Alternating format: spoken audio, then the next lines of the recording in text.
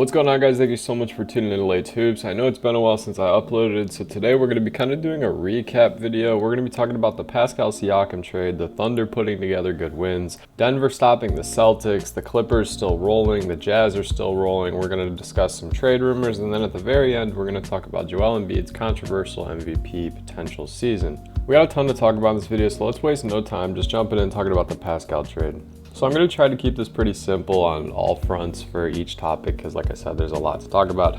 Off the rip, I do think that the Pacers are not winners but not losers.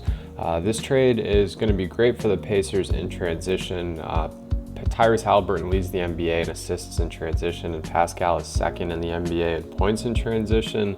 These guys are going to play together extremely well, and Pascal said nothing but great things about the center Miles Turner. On paper, this roster looks very good. You just need the surrounding pieces to kind of step it up. I'm talking about the Buddy Hields, the Benedict Mathurin's. You understand my point. Even Obi Toppin, I feel like he doesn't really get as many minutes as I thought, and his minutes may be shaved even more now. However, initially when I saw this trade, I saw 3 first-round picks for a guy on an expiring contract who openly said, outside of Toronto, I'm not extending myself with any team. So you're going to have to win him over in the locker room and on the court if you want trading your future for this guy to look well. Pascal's a great guy, great player, all-NBA talent. But I don't think this makes them better than the Celtics or maybe the Bucks. I don't think it makes it better than the 76ers. Out west, I don't think it makes it better than the Clippers or the Nuggets, Thunder, the Wolves. You guys get my point. All in all, though, you got to do what you got to do to, kind of bring talent to Indiana and make Tyrese Haliburton seem heard and seem happy because he is playing at a superstar level. The other side of this thing for the Raptors, Bruce Brown it's heard that, he may be shipped off and moved to other various teams. I'm seeing a lot of different things all the way from the Lakers to the Nets to the Nuggets again. I'm not really sure where Bruce is going to go. He may even stay, but we're just going to have to find out and see. For the Raptors, I think this is a good trade because they've kind of been in mediocrity forever. And with the loss of Fred VanVleet and then the loss of OG Anunoby, it just seemed like it was appropriate to cash in fully on everything. The main reason I think they had to pull this trigger is because if you guys remember, they lost Freddie in free agency. It's not like they traded him on an expiring contract or anything. VanVleet just walked, so it's hard to not, recoup assets without trading your other stars. So yeah, I do think, it's going to be interesting with Quickly, with Barrett. Scotty Barnes is obviously playing at an all-star level. The Raptors, I guess this is a good trade for you guys in your future. Moving on, we're going to talk about the Oklahoma City Thunder. They've been putting together some great wins, and even in their losses, they've looked good. I want to back it up a couple days. I believe it was Tuesday, so almost a whole week ago. The Thunder and Clippers faced off, and Paul George had 38 points, and it was an amazing game. The Clippers won.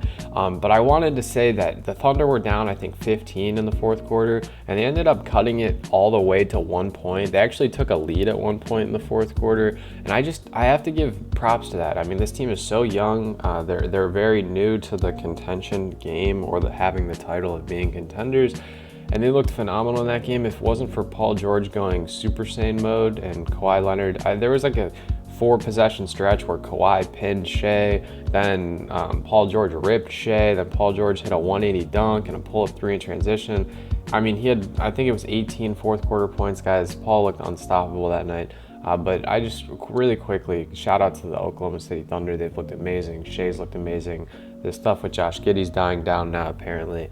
Chet Holmgren looks to me like he's been a little bit injured recently, just because his productivity has fallen off a bit and his efficiency has fallen off a bit. But if it's not injury, it could just be because the Rookie of the Year talks are, speeding up a little bit, and maybe that's getting to his head. I don't know. He doesn't really strike me as the type to think about that kind of stuff, but I digress. Really quickly, while we are on the topic of the Clippers, I want to talk about that Thunder game. Clippers look great. They're still rolling. They look like they have the best record in the NBA in the last 30 games.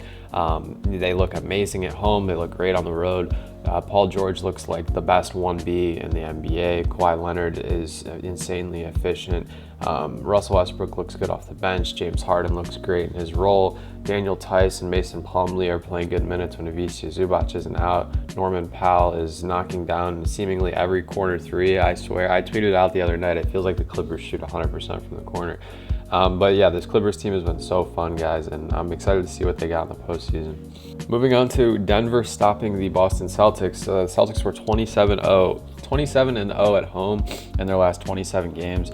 And Nikola Jokic and the Denver Nuggets waltzed right in there and stole a win, 102-100. This was a great game. Jamal Murray definitely deserves his flowers in this one.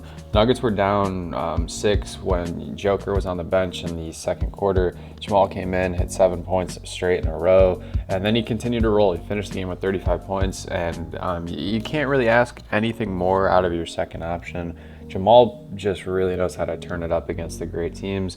Jason Tatum's got to stop shooting pull three-pointers. I don't know when that became the least efficient shot in basketball, but I digress. The Utah Jazz are still rolling. They had a pretty tough loss in overtime last night to the Rockets, but I just want to give some love really fast to them. My whole video a couple days ago was obviously about the Utah Jazz, and you guys seem to really enjoy that, so I do want to give some love to the Jazz.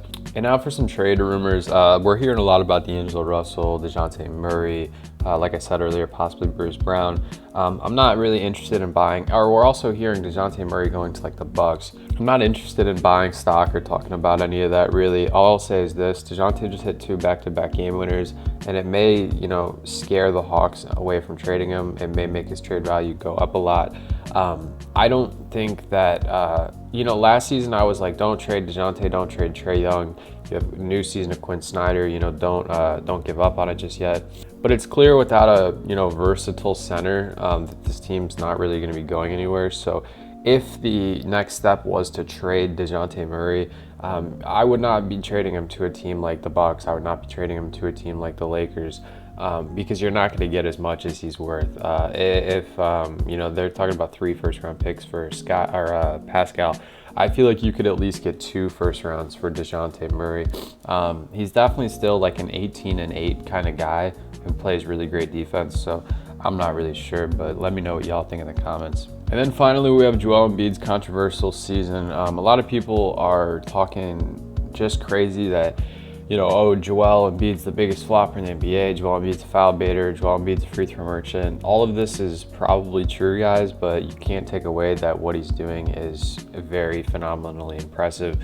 It's just like James Harden when he averaged 36 points a season.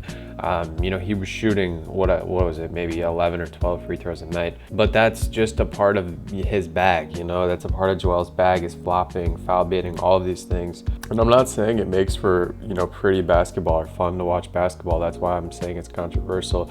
But at the end of the day, you guys got to understand, anyone who can put 30 and 10 up for 20 nights in a row is remarkably impressive, and anyone who's averaging 34 or 35 or whatever the hell he's averaging on the season is even more impressive.